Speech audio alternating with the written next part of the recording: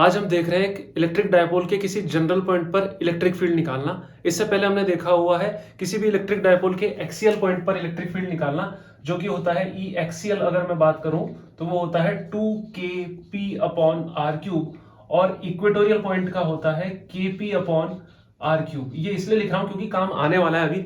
General point मतलब एक कोई भी रैंडम पॉइंट हो सकता है। थोड़ा सा मैं इसको नीचे बनाता हूं, इस साइड बना देता हूं। जैसे कि मान लो ये कोई इलेक्ट्रिक डायपोल है, ये पॉइंट है -q और ये है +q। इससे किसी भी पॉइंट पर, जैसे मान लो यहां कोई पॉइंट है इस जगह पर, तो कुछ तरीके से तो लोकेट करना पड़ेगा उसको। तो वो लोकेट किया जाता है एंगल के थ्रू। जैसे इसके सेंटर से मान लो ये थीटा एंगल पे ये पॉइंट है, ये ले लिया मान लो हमने पॉइंट, ऐसा हो गया यहां पर।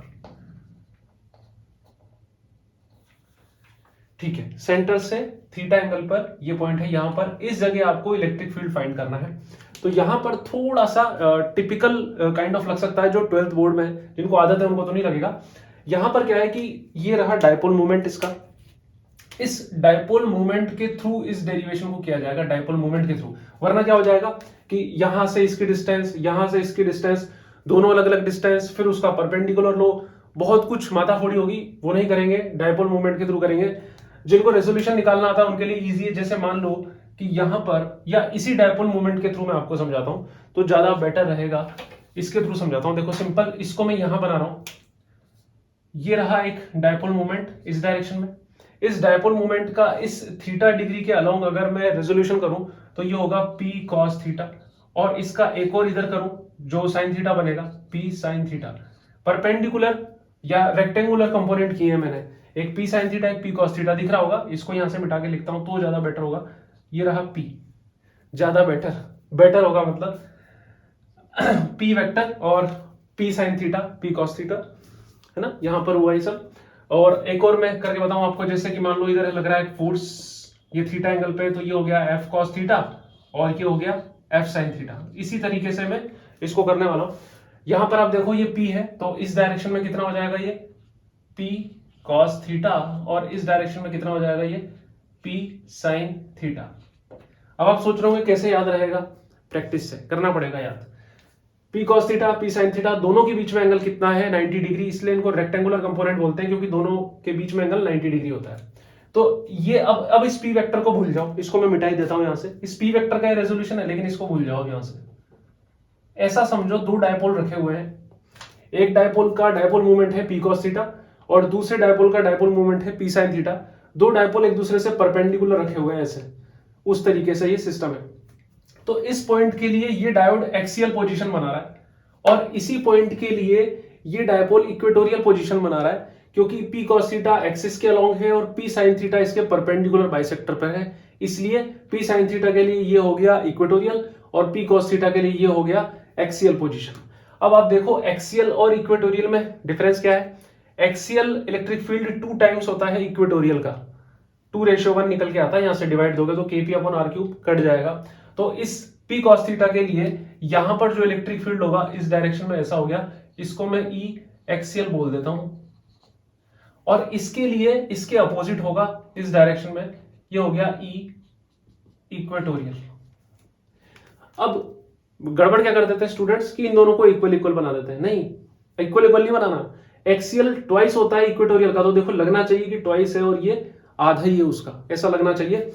अब हम इसका रेजोल्यूशन तो कर लिया है, रिजल्टेंट निकाल लेते हैं। रिजल्टेंट निकालने का तरीका है पैरेललोग्राम लॉ से, ऐसे किया तो ये कुछ इस डायरेक्शन में ऐसे जाएगा। मतलब आप स्केल वगैरह से बनाओगे तो बहुत अच्छे से बन के आएगा वो। इस एंगल को मैं बोल लेता हूं अल्फा। ये इनका रिजल्टेंट आएगा ई नेट, मैं इसको बोल सकता हूं।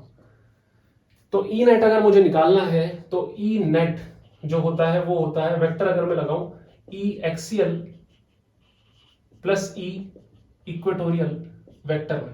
ओके, अगर मैं इसका मैग्नीट्यूड निकालना चाहूं, मतलब ई नेट अगर मैं निकालना चाहूं, वो आ जाएगा ई एक्सियल का स्क्वायर प्लस ई इक्वेटोरियल का स्क्वायर और रूट में।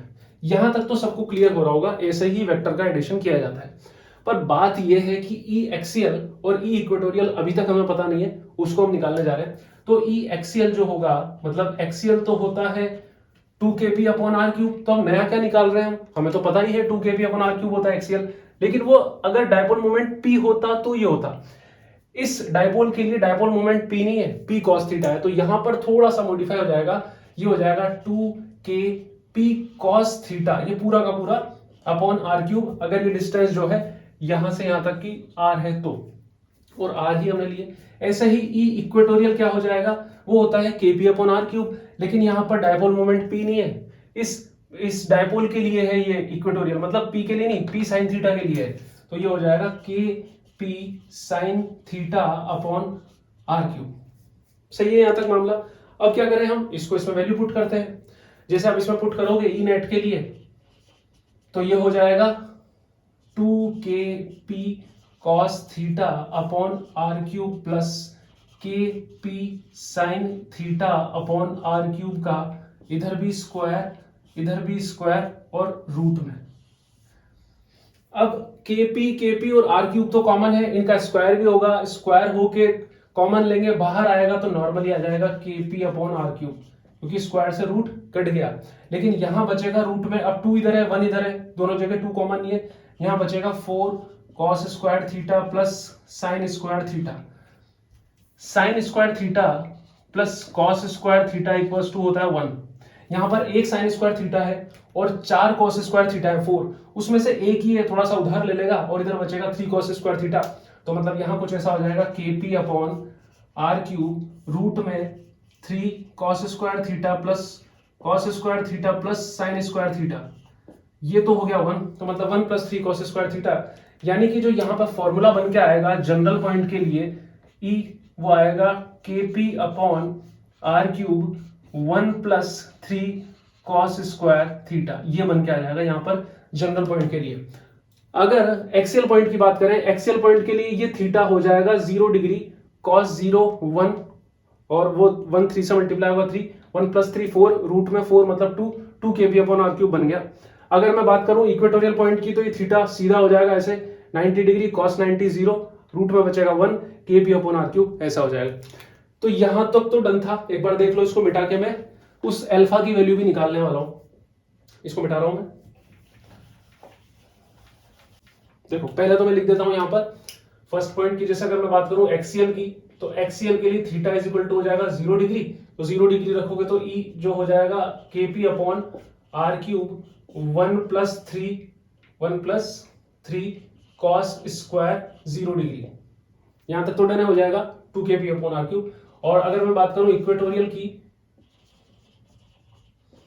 तो E इज इक्वल टू हो जाएगा kp upon r cube 1 plus 3 cos square 90 degree, क्योंकि थीटा इसके लिए हो जाता है 90 डिग्री। ठीक है, अब इस अल्फा की वैल्यू बतानी है हमें। अगर मैं डायग्राम शुरू से गलत बना देता, दोनों को इक्वल कर देता, तो 100% सभी बोलते कि अल्फा जो आएगा वो 45 डिग्री आएगा, लेकिन ऐसा नहीं है। ई एक्सियल और ई इक्वेटोरियल बराबर नहीं होता, इस वजह से अल्फा की वैल्यू कुछ अलग ही आने वाली है। तो यहां पर हम इसको ट्रायंगल बनाते हैं, जैसे ये परपेंडिकुलर वाला ट्रायंगल है, इसको मैंने ऐसा बना दिया, देखो थोड़ा सा चेंज करता हूं, ऐसा करता हूं,